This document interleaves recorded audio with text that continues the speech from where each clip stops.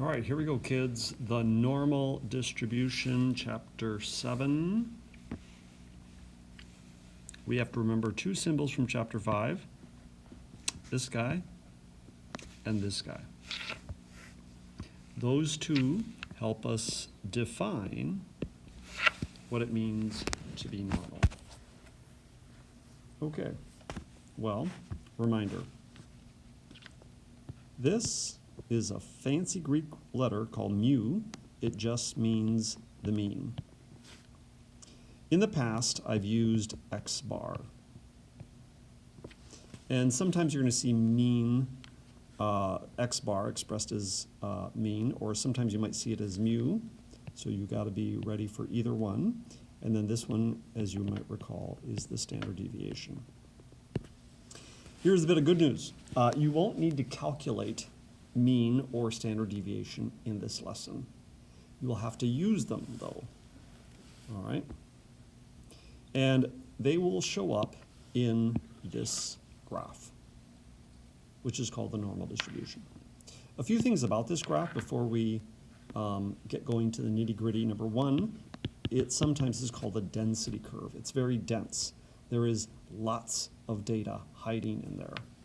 And then other people say, well, no, it's also called the bell curve because it has that image look of a bell.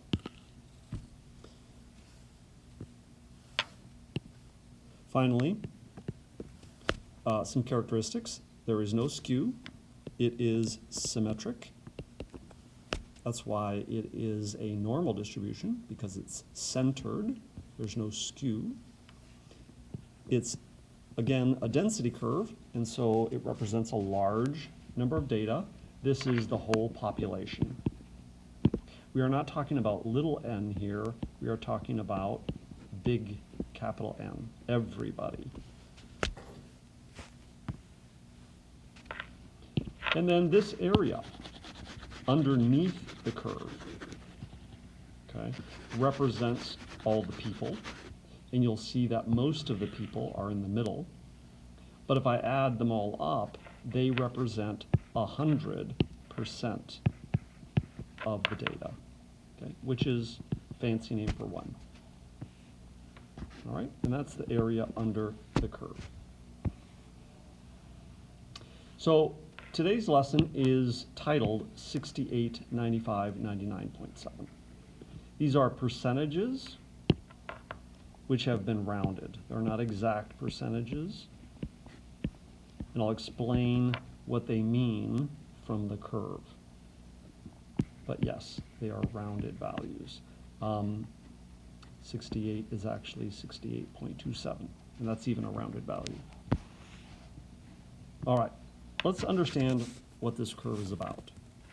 In the middle of the data, I'm going to draw a line. That is the center of my data.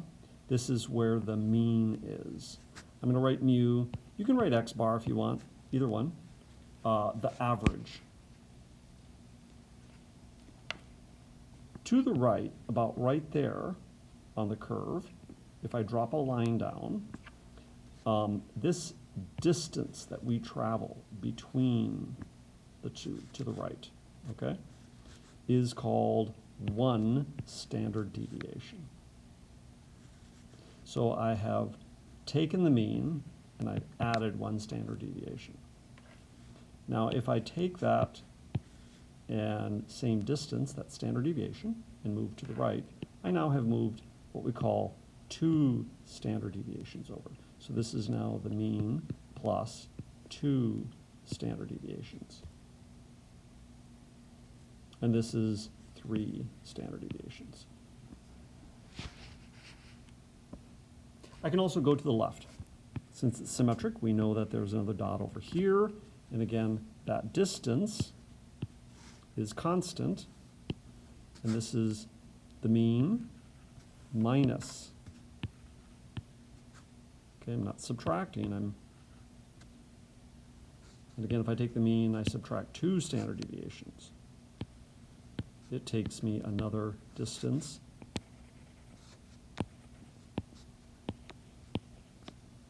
All right.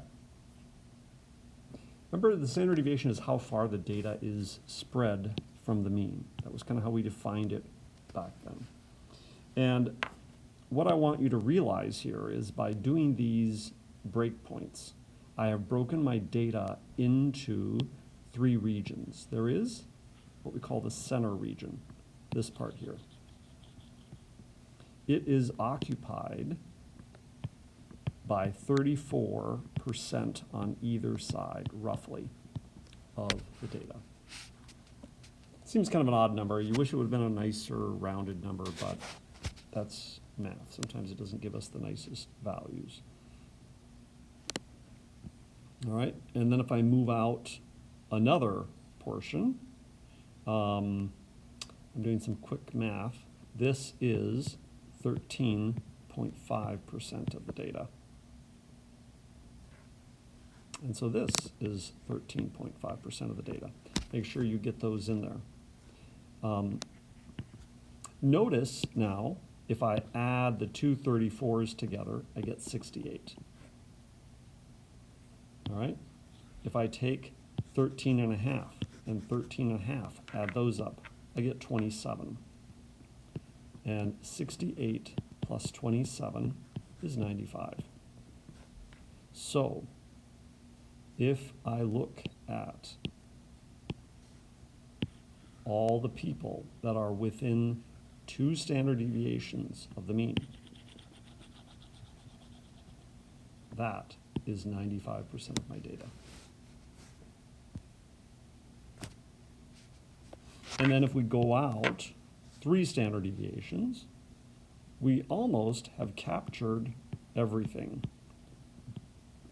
In this last little bit, I have 2.35% of my data.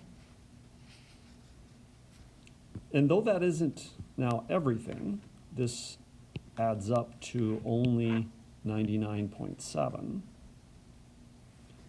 We now only have a very minuscule left that is beyond here. Most people, most animals, most record scores will never be in what we call beyond the 3 standard deviations. And this is only 0.15%. So 0.15%. These are really small pieces way out there. In your homework, you will be drawing these and you will be using these numbers to find percentages based upon a particular mean, based upon a particular standard deviation. So, what we've done is we've used the mean and the standard deviation to draw out that. Let's look at our first example.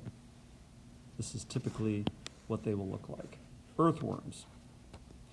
Specifically, we're talking about the lengths of earthworms. The average, okay, the average earthworm is 112 millimeters. The standard deviation is 12 millimeters. This, if you might not be familiar with millimeters, this is 11 centimeters, okay, 11.2 centimeters. That means it's about 2.5 centimeters is an inch. So we're somewhere in the neighborhood of 3 to 4 inches long, yeah? And that's kind of on average earthworm lengths. All right, we know though, some are longer, some are wider. The first step for these types of problems are sketch out the curve with the cutoffs. There we are, practicing drawing that lovely curve. Once you get something that looks something like that curve, draw the line on the middle, and then we need 1, 2, 3 equally spaced lines on either side. Okay, we've drawn the cutoff, and now what we need to do is put down the numbers at the bottom here. The percentages will never change, okay? This is going to be 34, 34, 13.5, 13.5, okay? All right. 112 millimeters is the mean. Remember, that's in the middle. Okay, this is data is centered. Most worms are this long. Some worms are a little bit longer. Well, if I go out 12 millimeters, one standard deviation, I get 124. So if I add 12, if I add another 12, I get 136. I've now moved out 2 standard deviations to the right. And once I get to 148 millimeters, you will have to dig a long time to find a worm that's longer than 148. Now, likewise, some worms are short. I'm sure they're perfectly fine for fishing. But now notice we are subtracting 12. Okay? So 88 and 76. All right, I now have drawn and sketched out what we call the normal curve, showing the 6 cutoffs for worms that have a mean of 112 with a standard deviation of 12 millimeters. And your first 4 or 5 problems, that's what you're doing. The rest of them, you do that, and then you kind of use parts. So here's kind of the rest of the questions. So it's going to give you a sentence that says something like, find the percent of worms that are at most 136 millimeters. So this phrase, at most, is a tricky one. We have to read it very carefully. Does this mean worms that are longer or shorter than 136? And hopefully, in your brain, when you hear the word at most, you think, okay, so that means 136 and less. All right, so if I look up here, 136 is one of my cutoffs. There it is. So I want to know what percent of worms are to the left. Okay, so that's this region. I need to add up all of these. All right, I'm going to add up how many percent I have to the left. All right, well, I have 34 and 34, so I got 68 plus 13 and a half and 13 and a half, 27 plus, I have this one, 2.35, plus I have this one here, 0.15. So this is one way of getting the answer. There's many ways of achieving this answer, but you should get 97.5 once you add those up on your calculator. All right, and I should have included a percent symbol there. So 97.5% of the worms are there. An easier way to get that 97.5, you might have noticed, is, don't add them all up. Add the ones that are not longer, right? Because that's just 2. And then subtract from 1. So that's kind of what I did to get my answer so quickly. I said if I have 100% and I take off 2.35 and I take off 0.15, then I get 97.5. So this is a second faster way because you're adding up less things.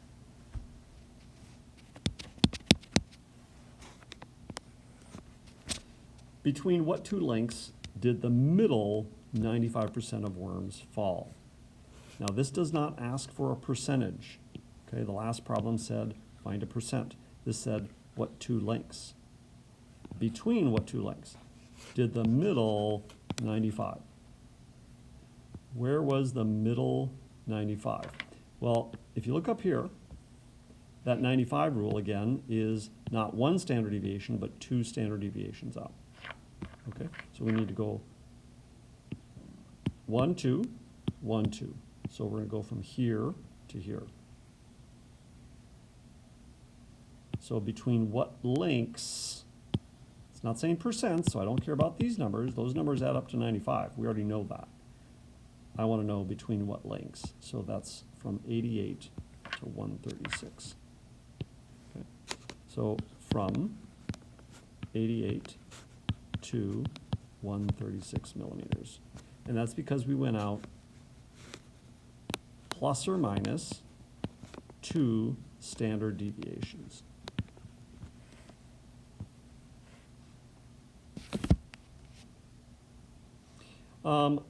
Okay. Last problem here. Suppose you dug up 53 worms. What percent, or how many of them would be at least 136? Okay, at least 136 means more than 136. So what percentage of worms are more than 136? So I look up here and I go, okay, so 136 is here. I don't want to go there, I want to go to the right.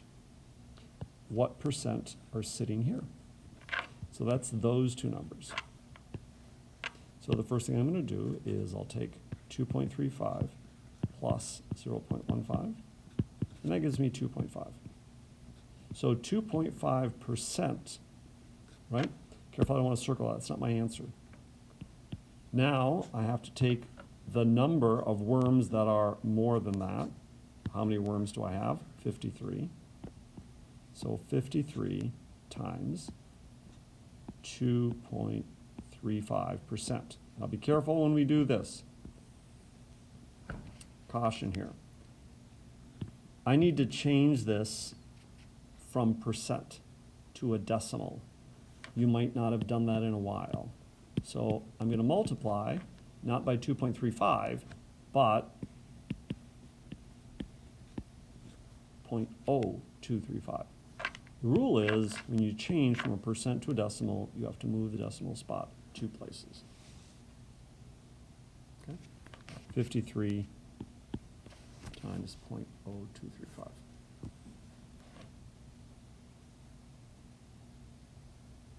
And I think your calculator says 1 point something.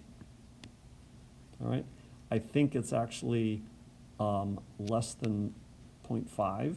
So we're going to say approximately, sorry, grabbing my calculator there.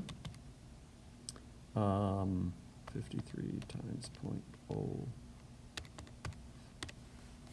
Yeah, so you got like 2, 5. So we're going to say approximately 1 worm. All right. And then you do the same thing if it's going to be less than that, than the other 52 worms, right?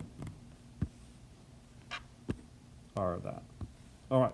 Finally, before you go off to do your homework, which of these have a normal distribution? All right, I am appealing to your sense of normality. What is normal and what is not normal? Are the heights of humans, adults, distributed normally? Would most of humans be at a particular height, and then you would get some people taller, some people shorter. And then the taller they are, the less you'll see them, and the shorter they are, the fewer there are. Is that what we experience out in the world? And a lot of people say, yeah, there is known as an average height. Now, some people say no, and there is a good reason to answer no as well, because men and women have genetically encoded different heights. Then males will have a higher average. And so if you actually graph all humans together without separating, you end up with a graph like this.